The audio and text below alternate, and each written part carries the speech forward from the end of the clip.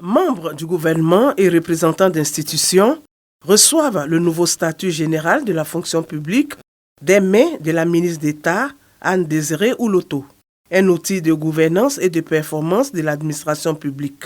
Il est composé de 14 chapitres et 115 articles.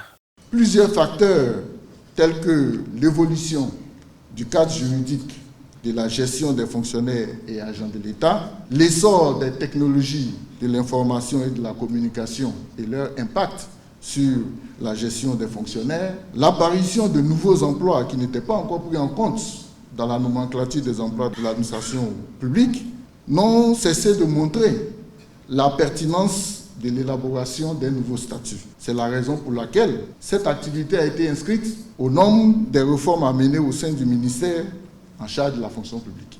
Ce nouveau statut général de la fonction publique garantit aux fonctionnaires, entre autres, la protection de leurs droits et de leurs intérêts.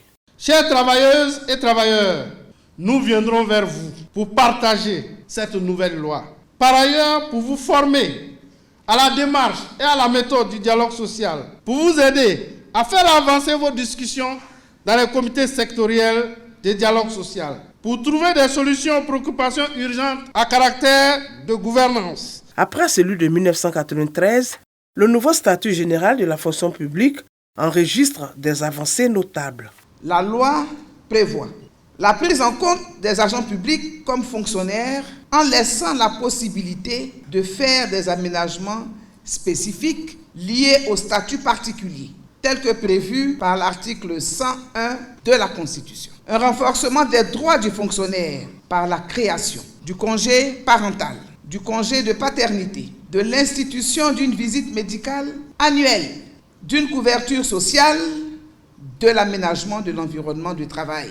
La ministre d'État Anne-Désirée Ouloto annonce une vaste campagne de sensibilisation et de vulgarisation de ce nouveau statut général de la fonction publique.